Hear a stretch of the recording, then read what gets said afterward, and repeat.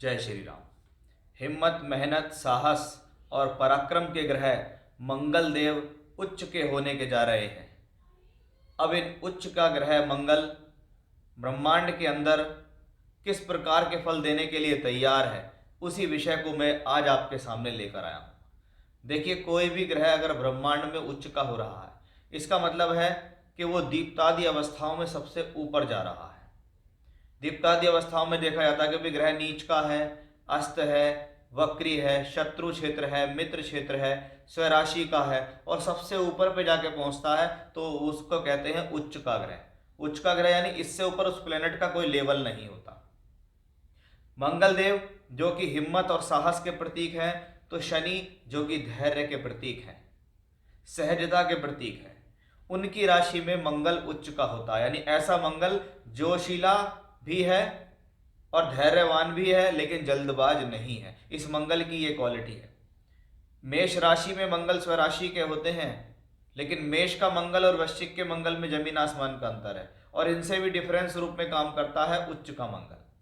अब मंगल देव आने वाली 7 फरवरी 2024 को राशि परिवर्तन करेंगे, धनु राशि से निकलकर अब वो अपने उच्च के ग्रह शनि की राशि के अंदर उच्च के हो जाएंगे। यानी शनि के जो घर होते हैं, 2 घर हैं, एक मकर और एक कुंभ है।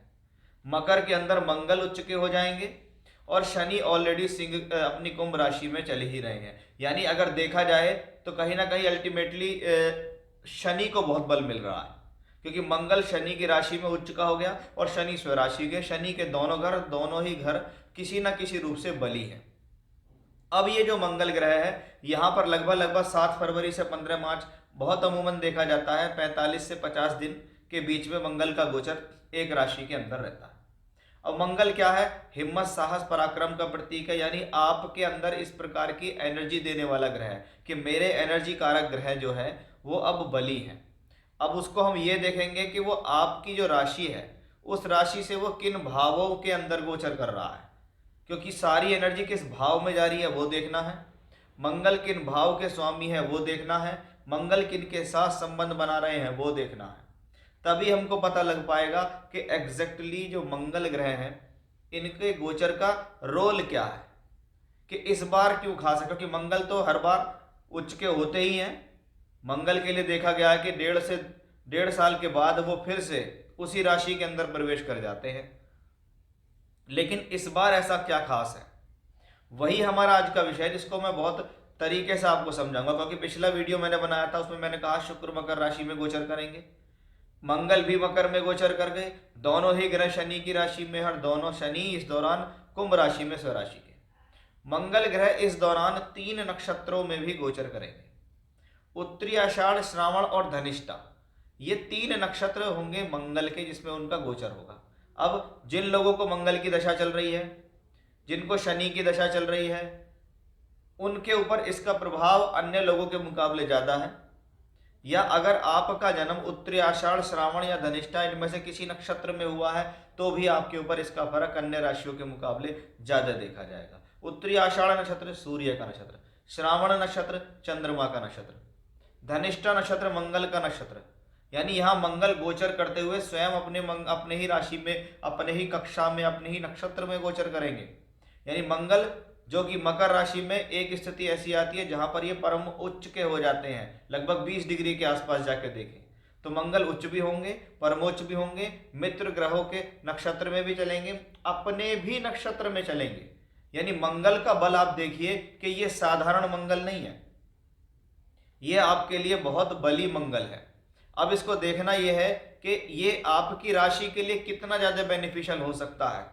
उसी चीज को, उसी विषय को मैं आज आपके सामने लेकर आया हूं। इसलिए बड़े वीडियो को बड़े ध्यान से सुने और समझें, जिससे आपको पता लगे कि ये मंगल अगर मकर में आए हैं तो हमें कब कब किन किन क्षेत्रों में फायदा दे सकते हैं, लाभ दे सकते हैं, कोई सावधानी बरतनी है, कोई उपाय करने हैं, वो सब मैं इसके अंदर आपको लेकर चलूंगा। इसीलिए मैंने इस टॉपिक का नाम भी रखा है कि मंगल का रास बुझाएगा प्यास। यानी कहीं ना कहीं ये जो मंगल का गोचर है, ये जो मंगल का रास है, ये आपकी प्यास को बुझाने वाला है। यानी आपके मन के अंदर जो उमंगे हैं कि मेरा ये काम हो जाए, मुझे ऐसा मिल जाए, तो उसको ये कहीं ना कहीं सक्सेसफुल करने में सक्षम है। अब इसको हम आपकी राशि से देखेंगे कि अब आपकी राशि से जो मंगल का गोचर है ये आपको क्या फल देने वाला है। आइए अब आपकी राशि यानी तुला राशि के लिए इस मंगल का गोचर कैसा रहेगा उसके बारे में बात करेंगे। देखिए, तुला राशि के जो मालिक होते हैं वो शुक्र हैं। इससे पिछला वीडियो मैंने बनाया था कि शुक्र ग्रह मकर राशि के अंदर गोचर करने वाले हैं। इसका मतलब एक बात हम समझ सकते हैं कि कहीं ना कहीं हमारी राशि का जो मालिक है शुक्र, वो इस दौरान अपनी राशि से बेहतर भाव के अंदर चल रहा है कि राशि का मालिक अपने से चौथे घर के अंदर गोचर कर रहा है। यहाँ पर शुक्र दिग्बली है। अब जब राशि का मालिक बली है तो इसका मतलब रिजल्ट मिलने की संभावना बढ़ जाती है। मंगल के गोचर की बात कर रहे हैं कि मंगल यहाँ शनि की राशि में, शनि की दो राशियां हैं, एक चौथे घर की और एक पांचवें घर की। चौथा घर भूमि जमीन जायदाद प्रॉपर्टी का, कंस्ट्रक्शन का, वाहन का, सुख साधनों का माना जाता है। तो पंचम भाव विद्या बुद्धि शिक्षा के लिए जाना जाता है। शनि की एक राशि में आगे उच्च के मंगल, शनि की एक राशि में आगे स्वयं शनिदेव, यानी शनि के बल बढ़ रहा है क्योंकि शनि की दोनों राशियों के अंदर अच्छी स्थिति है। एक के अंदर हिम्मत, जोश और पराक्रम के कारक ग्रह मंगल हैं और एक में स्वयं शनि बैठे हैं।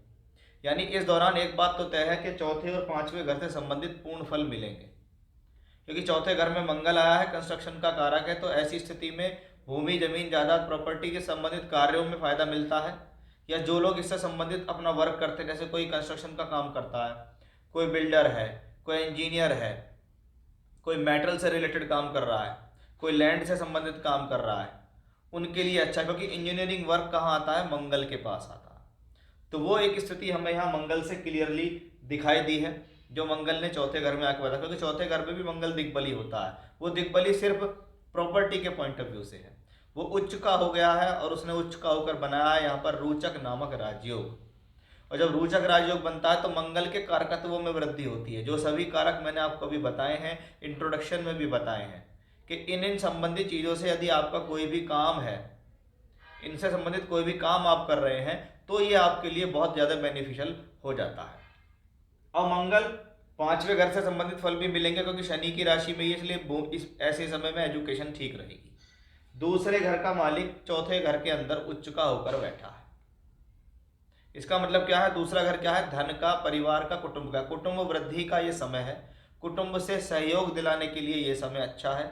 धन के लिहाज से यह समय अच्छा है क्योंकि धन का स्वामी उच्च का हुआ है केंद्र में, इसलिए ये कॉम्बिनेशन आपकी प्रोफेशनल लाइफ में गेन करता है। क्योंकि मंगल ने दूसरे घर का मालिक होकर दशम भाव में बैठकर सीधा देखा है कर्म भाव को, यानी धन का कर्म से संबंध बना, मंगल ने वो संबंध बनाया।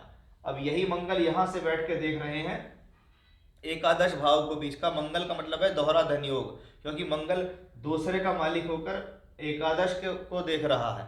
यानी ये मंगल की दृष्टि, मंगल की स्थिति, मंगल कहाँ का मालिक है, वो सभी तरीके से, वो उच्च का भी है, वो केंद्र में भी है, यानी मंगल पूर्ण बली है। और पूर्ण बली ग्रह आपको पूर्ण सहयोग देता है। इसके साथ आपकी राशि का मालिक शुक्र भी इस दौरान कुछ समय के लिए यहाँ रहेगा, यानी ये स्थिति आपके लिए सूटेबल हो जाएगी।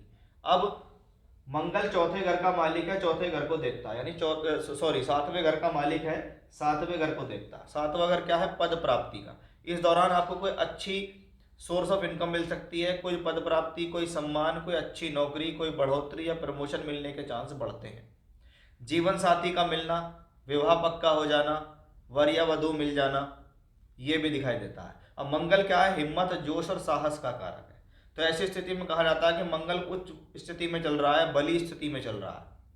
इसका मतलब है कि आपको इस दौरान बस थोड़ा सा ये ध्यान रखना है कि मैं अपनी एनर्जी को कहाँ लगाऊं, मेरे द्वारा लगाई हुई एनर्जी क्या सही स्थान पर लग रही है या नहीं, बस इस बात का आपको यहाँ ध्यान रखना होगा। अदरवाइज स्थितियां कहीं ना कहीं आपके लिए बेहद पॉजिटिव और सकारात्मक नजर आ रही हैं। यानी हम कह सकते हैं कि तुला राशि के जातकों के लिए ये जो संयोग है मंगल का, ये बहुत अच्छे परिणाम देने आ रहा है। बहुत बहुत समय में जाके ऐसे योग बनते हैं, क्योंकि हर बार मंगल शनि की राशि में आएंगे लेकिन शनि स्वयं राशि के नहीं होंगे। राशि का मालिक शुक्र उस दौरान बली नहीं होगा, तो वो कॉम्बिनेशन जो बना है वो अपने आप में बहुत सुटेबल है। यानी तुला राशि के जातकों के लिए मंगल का ये गोचर या मंगल का उच्च का होना बहुत फलदायी नजर आता है। जय श्री राम।